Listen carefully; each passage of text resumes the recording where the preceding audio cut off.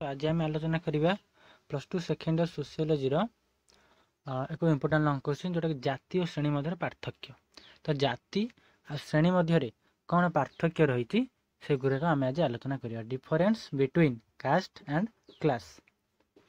तो जाति और श्रेणी सामाजिक विभाजन दुटी मुख्य माध्यम अटन। समाज जो विभाजन देखा तार माध्यम होती यही जाति आउ श्रेणी। यह आधार करी सामाजिक स्तरीकरण व्यवस्था सृष्टि होती है। जाति आउ श्रेणी को आधार करी समाज रे स्तरीकरण व्यवस्था सृष्टि होती।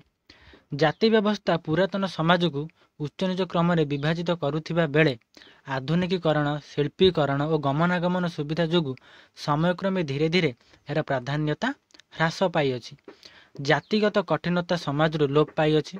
आधुनिक शिल्पभित्तिक समाज रे श्रेणी व्यवस्था परिलक्षित होई अछि। यह समाज विभिन्न स्तर बा श्रेणी सृष्टि कर सहायक होइछि। उभयों मध्य पार्थक्य दृष्टिगोचर होइछि। सेगुड़ी को निम्न रे आलोचना करागला। ताले कौन से पार्थक्य देखा जाउछि आम एबे आलोचना करिबा। फास्ट अछि स्तरीकरण भित्तिरे पार्थक्य। जाति भित्तिक और श्रेणी भित्तिक स्तरीकरण निर्दिष्ट नीति उपरे प्रतिष्ठित।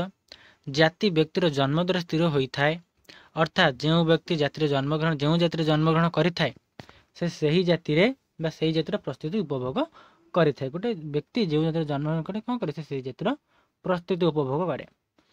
जातिर प्रस्थिति को परिवर्तन करिया संभवपर होई पारे नहीं। जातिर जो प्रस्थिति अछि ताकू कहीं परिवर्तन करि पारे नहीं। किंतु श्रेणी व्यवस्था रे व्यक्तिर सामाजिक प्रस्थिति तार उद्यम योग्यता दक्षता बुद्धि बा वृत्ति और आदर निर्धारित होता है। किंतु श्रेणी रे कौन होय तार व्यवस्था रे व्यक्तिर सामाजिक प्रस्थिति तार उद्यम योग्यता दक्षता आउ वृत्ति आय द्वारा निर्धारित होता है। व्यक्ति सामाजिक स्तर रे जेते निम्न रे थिले मध्य निजर दक्षता और धन संपत्तिर अधिकारी हो निजर प्रस्थिति को परिवर्तन कर पाई थाए। तो जाति रे आम कहते जाति चारि भाग विभक्त ब्राह्मण क्षत्रिय वैश्य शूद्र एवं श्रेणी मध्य तीन भाग विभक्त जोटा कि उच्च मध्यम निम्न हाई क्लास मिडिल क्लास लो क्लास।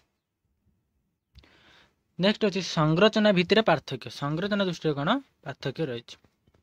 जाति आबद्ध एवं अनमनीय अटे जोटा क्लोज्ड एंड रिजिड। जाति व्यवस्था रे कठोर नीति प्रचलित थिबा हेतु जड़े व्यक्ति निजर जाति और वृत्ति परिवर्तन करिपारे नाही। जाति जाति मध्य सामाजिक गतिशीलता संभव होई न थाए। मात्र श्रेणी एक मुक्त नमनीय व्यवस्था अटे। व्यक्ति तार चेष्टा बल रे सामाजिक परिस्थिति को परिवर्तन करिपारे, अर्थात गतिशीलता उच्चरु नीच को बा नीचरु उच्च को सहज साध्य अटे। नेक्स्ट अच्छी वृत्ति निर्वाचन पार्थक्य। जाति व्यवस्था रे वृत्ति निर्धारित होई रही थाए। जाति परंपरा अनुसार व्यक्ति तार परिवार वृत्ति ग्रहण करिथाए। वृत्ति क्षेत्र में जाति कटकणा जारी करिथाए। अन्य पक्षरे श्रेणी व्यवस्था रे वृत्ति निर्वाचन व्यक्ति निज स्वइच्छा रे करिथाए। एथिरे व्यक्ति स्वाधीनता थाए और व्यक्ति निज शिक्षा और दक्षता अनुसार वृत्ति ग्रहण करिथाए। तापर अछि विवाह नीति रे पार्थक्य। जाति व्यवस्था रे विवाह को नहीं कटकणा रही अछि। प्रत्येक जाति एक अंतर्वाही दल होइथिबारु जाति बाहर विवाह निषेध थाए। यही नियम को अवमानना कले व्यक्ति जाति पंचायत दंडित होता है। किंतु श्रेणी व्यवस्था रे विवाह संपर्क कौन से कटकणा न थाए। व्यक्ति निज पसंद अनुसार जेकोसी वर्ग रे विवाह करने को स्थिर करें। नेक्स्ट अच्छी सामाजिक मिलामिशा रे कटकणा। नेक्स्ट अच्छी सामाजिक मिलामिशा रे पार्थक्य। जाति व्यवस्था रे खाद्य पानी और सामाजिक मिलामिशा रे अनेक कटकणा थाए।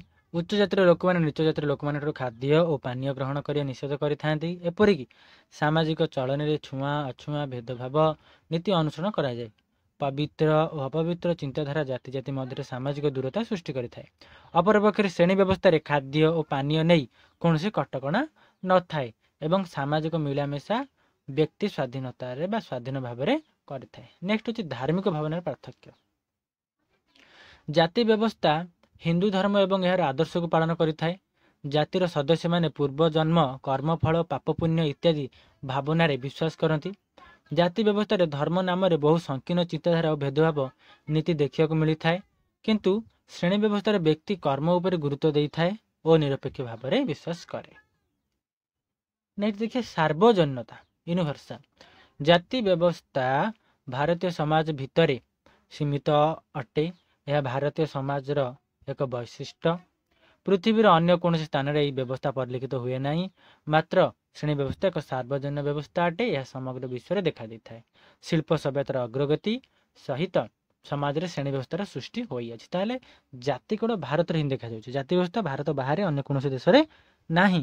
ମାତ୍ର ଶ୍ରେଣୀ ବ୍ୟବସ୍ଥା ସାର୍ବଜନୀନ, ଏହା ସମଗ୍ର ବିଶ୍ୱରେ ଦେଖାଯାଉଛି। ନେକ୍ସଟ ଅଛି ସାମାଜିକ ପରିସ୍ଥିତିର ପାର୍ଥକ୍ୟ। ଜାତି ବ୍ୟବସ୍ଥାରେ ପ୍ରତ୍ୟେକ ବ୍ୟକ୍ତିକୁ ପ୍ରଦତ୍ତ ପରିସ୍ଥିତି ମିଳିଥାଏ। ବ୍ୟକ୍ତି ଯେଉଁ ଜାତିରେ ଜନ୍ମଗ୍ରହଣ କରିଥାଏ ସେ ସେହି ଜାତିର ସାମାଜିକ ପରିସ୍ଥିତି ମୃତ୍ୟୁ ପର୍ଯ୍ୟନ୍ତ ଉପଭୋଗ କରିଥାଏ।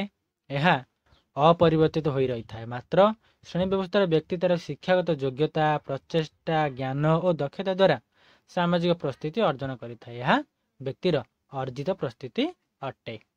ନେକ୍ସଟ ଅଛି ସହଯୋଗିତା ଓ ପ୍ରତିଯୋଗିତା। ଜାତି ବ୍ୟବସ୍ଥାରେ ଜାତି ଜାତି ମଧ୍ୟରେ ସହଯୋଗ ରହିଥାଏ। ଫଳରେ ଆର୍ଥିକ ଅବସ୍ଥା ସୁଦୃଢ଼ ହେବା ସହିତ ସାମାଜିକ ସ୍ଥିରତା ରହିଥାଏ। ମାତ୍ର ଶ୍ରେଣୀ ବ୍ୟବସ୍ଥାରେ ଅର୍ଥନୈତିକ ପ୍ରତିଯୋଗିତା ଦେଖାଦେଇଥାଏ। ନେକ୍ସଟ ଅଛି ଗଣତାନ୍ତ୍ରିକ ମୂଲ୍ୟବୋଧରେ ପାର୍ଥକ୍ୟ। ନ୍ୟାୟ, ସ୍ୱାଧୀନତା, ସମାନତା, ଭାତୃଭାବ ଇତ୍ୟାଦି ଗଣତନ୍ତ୍ରର ମୂଲ୍ୟବୋଧ ଅଟେ। କିନ୍ତୁ ଜାତି ବ୍ୟବସ୍ଥା ଅସମାନତା, ଭେଦଭାବ ନୀତିକୁ ଅନୁସରଣ କରୁଥିବାରୁ ଏହା ଗଣତନ୍ତ୍ର ବିରୋଧୀ ଅଟେ। ଅପରପକ୍ଷରେ ଶ୍ରେଣୀ ବ୍ୟବସ୍ଥା ସମାନତା, ସମାନ ଅଧିକାର ଓ ସମାନ ସୁବିଧା ସୁଯୋଗ ଉପରେ ପ୍ରତିଷ୍ଠିତ ଥିବା ହେତୁ ଏହା ଗଣତାନ୍ତ୍ରିକ ମୂଲ୍ୟବୋଧକୁ ସମ୍ମାନ ଦେଇଥାଏ। ନେକ୍ସଟ ଅଛି ସଂଗଠନରେ ପାର୍ଥକ୍ୟ। ଜାତି ବ୍ୟବସ୍ଥାରେ ସାମାଜିକ ଶୃଙ୍ଖଳା ରକ୍ଷା କରିବା ଏବଂ ସଦସ୍ୟମାନଙ୍କର ବ୍ୟବହାରକୁ ନିୟନ୍ତ୍ରଣ କରିବା ପାଇଁ ଜାତିରେ ଏକ ଜାତି ପଞ୍ଚାୟତ ରହିଥାଏ। ଏହା ଏକ ଶକ୍ତିଶାଳୀ ସଂଗଠନ ଅଟେ।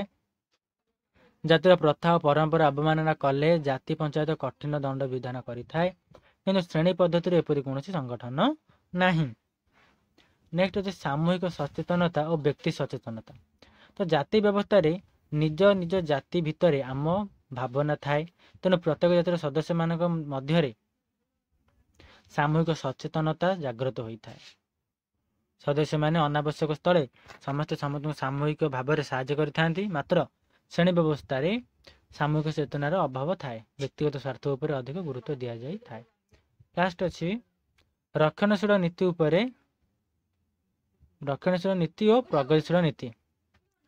ଜାତି ପ୍ରଥା ସଂକୀର୍ଣ୍ଣ ଓ ରକ୍ଷଣଶୀଳ ନୀତି ଉପରେ ପ୍ରତିଷ୍ଠିତ। ଏହା ପୁରୁଣା ପ୍ରଥା ପରମ୍ପରାକୁ କଠୋର ଭାବରେ ଅନୁସରଣ କରିଥାଏ। ପରିବର୍ତ୍ତନକୁ ସହଜରେ ଗ୍ରହଣ କରିପାରେ ନାହିଁ। କିନ୍ତୁ ଶ୍ରେଣୀ ବ୍ୟବସ୍ଥା ବିକାଶୋନ୍ମୁଖୀ। ଏଥିରେ ବ୍ୟକ୍ତି ସ୍ୱତନ୍ତ୍ରତା ଓ ସ୍ୱାଧୀନତା ଥାଏ। ଏହି ବ୍ୟବସ୍ଥାରେ ପ୍ରତ୍ୟେକ ବ୍ୟକ୍ତି ସମାନ।